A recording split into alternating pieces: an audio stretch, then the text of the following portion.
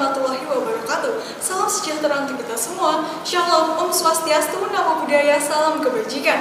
Dewan Juri yang terhormat, serta rekan kami dari tim kontra dan para pemerhati hukum yang berbahagia. Terkait dengan mosi perdebatan kali ini, izinkanlah kami merangkum dua pokok permasalahan yang nantinya akan dibahas oleh dua pembicara dari kelompok kami. Permasalahan pertama adalah terkait dengan potensi pelanggaran hak konstitusional dengan pemberian kewenangan bagi Bawaslu dalam memutuskan pelanggaran administratif pasca penetapan hasil pemilu. Permasalahan kedua adalah kami hendak menjawab pertanyaan besar, bagaimanakah desain pembagian kewenangan Bawaslu dan Mahkamah Konstitusi yang ideal dalam sistem hukum pemilu di Indonesia yang sejalan dengan prinsip-prinsip dasar dalam konstitusi.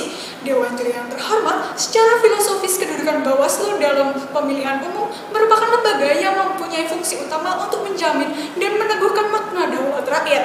Dalam artian Dewan Juri yang terhormat, kehadiran Bawaslu adalah untuk memastikan bahwa suara rakyat akan dilindungi, bukan direduksi, diamputasi, ataupun dikebiri. Hal itu juga berlaku bagi eksistensi Mahkamah Konstitusi, di mana berdasarkan Undang-Undang Nomor 24 Tahun 2003, kehadiran Mahkamah Konstitusi dimaksudkan sebagai penjaga gerbang demokrasi dan pengawal nilai-nilai konstitusi.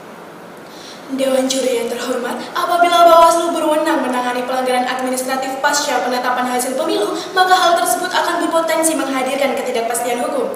Kondisi itu disebabkan adanya kemungkinan munculnya dua keputusan yang berbeda untuk perkara yang sama, yaitu Bawaslu untuk pelanggaran administratif dan Mahkamah Konstitusi untuk perselisihan hasil. Padahal Dewan Juri yang terhormat, pasal 28 di konstitusi kita telah mengamanatkan bahwa setiap orang berhak untuk memperoleh kepastian hukum. Oleh karena itulah Dewan Juri yang terhormat, pemberian kewenangan Bawaslu untuk menangani pelanggaran pasca penetapan hasil pemilu akan bertentangan dengan prinsip-prinsip dasar hak asasi sebagaimana yang diamanatkan oleh konstitusi dan undang-undang. Dewan Juri yang terhormat, problematika yang muncul adalah Undang-Undang Nomor 7 Tahun 2017 tidak memberikan limitasi waktu yang jelas kapankah Bawaslu bisa untuk mengadili atau tidak boleh untuk mengadili.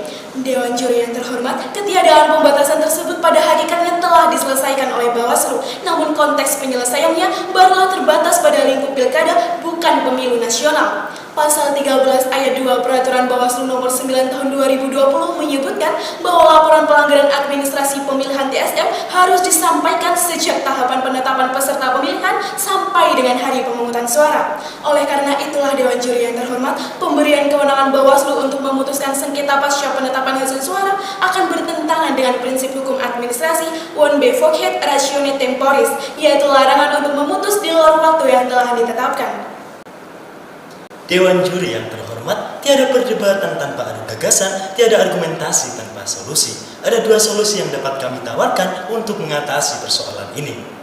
Pertama, kami merekomendasikan untuk menambahkan ketentuan pada pasal 463 Undang-Undang Pemilu dengan mencantumkan norma bahwa segala putusan Bawaslu harus dikeluarkan sebelum dilakukannya pemungutan suara. Dengan adanya norma baru tersebut Dewan Juri yang terhormat, maka Bawaslu tidak lagi diperkenankan untuk mengeluarkan keputusan apapun setelah dilakukannya pemungutan suara. Amandemen ini akan dapat menjamin kepastian hukum yang merupakan prinsip dasar dalam konstitusi kita. Solusi selanjutnya, kami menawarkan penambahan kewenangan Mahkamah Konstitusi dalam sengketa pemilu. Mahkamah Konstitusi sebagai the guardian of democracy and constitution selayaknya diberikan kewenangan secara penuh untuk menilai kualitas pelaksanaan pemilihan itu sendiri, apakah telah berlangsung secara demokratis sebagaimana yang diamanatkan dalam konstitusi.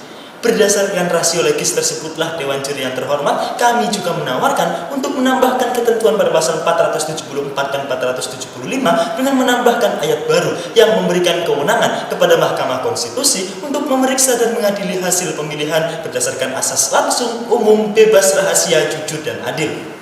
Dengan penambahan ayat baru tersebutlah Dewan Juri yang terhormat, maka Mahkamah Konstitusi tidak akan lagi dipenjara oleh angka-angka semata, namun juga diberikan keleluasan sebesar-besarnya untuk memutuskan pelanggaran dalam batasan-batasan kualitatif yang tercantum dalam konstitusi, yaitu langsung, umum, bebas, rahasia, jujur, dan adil. Jalan-jalan ke Pulau Kalimantan, melihat ibu kota baru dalam pembangunan, Bawaslu bukanlah lembaga peradilan, selayaknya tidak dapat menganulir hasil pemilihan. Sekian dan terima kasih.